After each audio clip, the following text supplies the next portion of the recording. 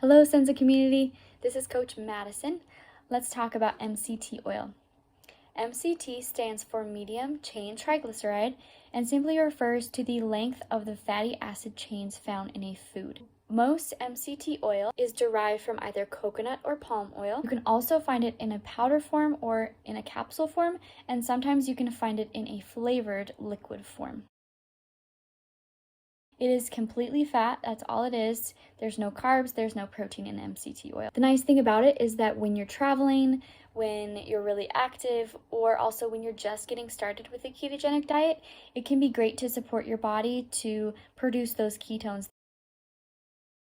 You can add it to things like smoothies, baked goods, and even use it in a salad dressing. So it is tasteless and odorless. Many people have used MCT oil in their bulletproof coffee.